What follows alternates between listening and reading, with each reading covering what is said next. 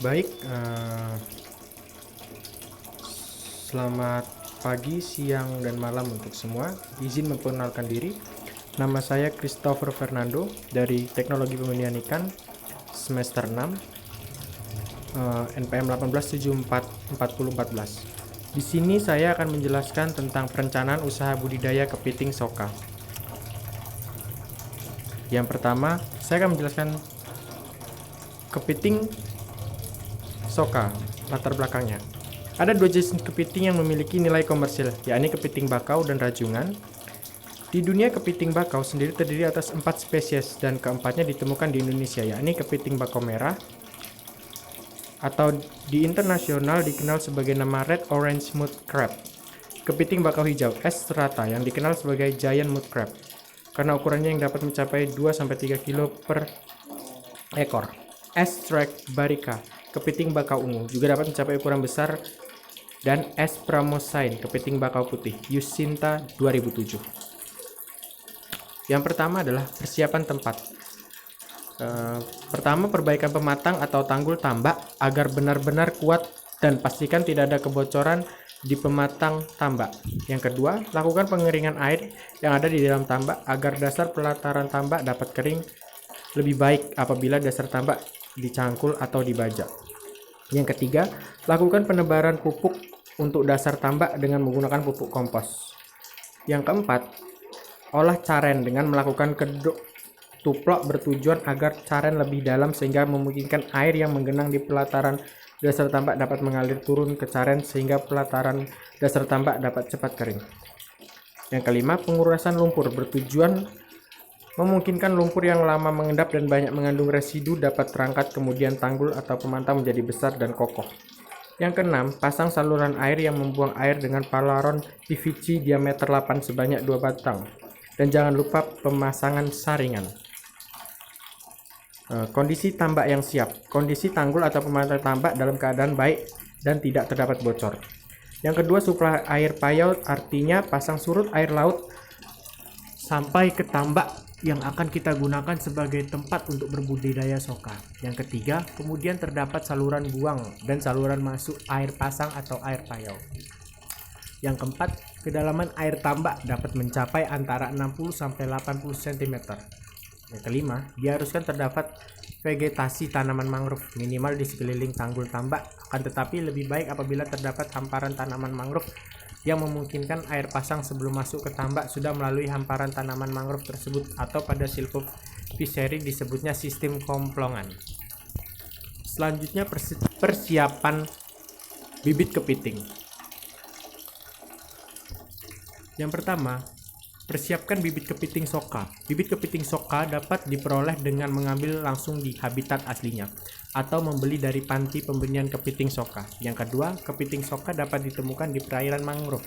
Cara menangkap kepiting soka adalah dengan dipancing atau dengan memasang perangkap.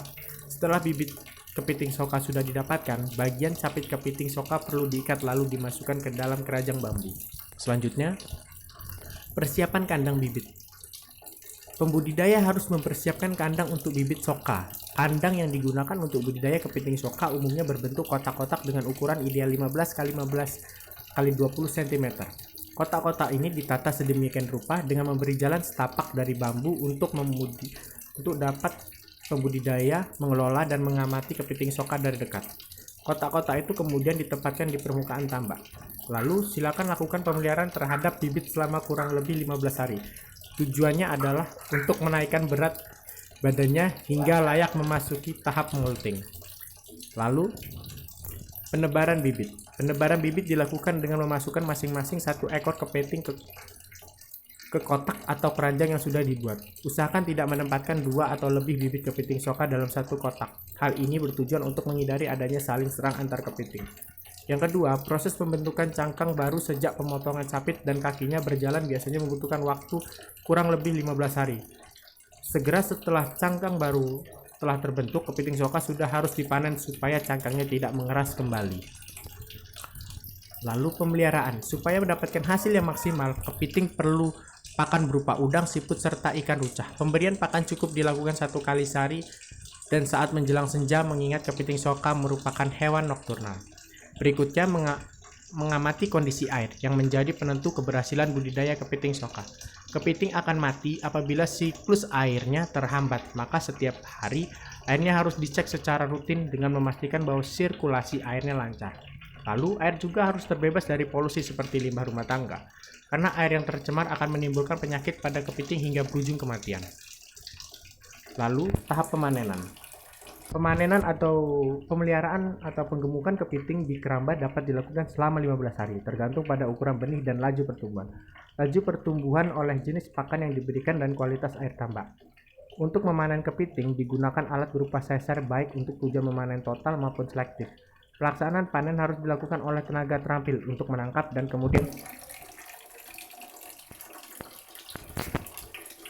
kemudian mengikatnya, selain di tempat dan waktu penyimpanannya sebelum didistribusikan kepada konsumen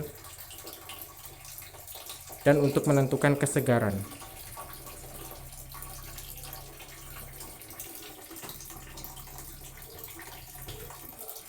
Analisis usaha. Pembuatan kepiting kandang kepiting 1000 ekor seharga 7 juta rupiah. Peralatan budidaya dan alat panen sekitar 1.300.000 rupiah. Jadi total modal 8.300.000. Biaya produksi per satu kali panen selama 15 hari kepiting berukuran 80 sampai 100 gram kali 1000 ekor. 2 juta rupiah. Pakan wideng atau ikan rucah 150 kilo 600.000. Tenaga kerja sekitar 2 orang 800.000. Penyusutan dan biaya lain-lainnya bertotal 600.000. Lalu total biaya produksinya 4 juta rupiah.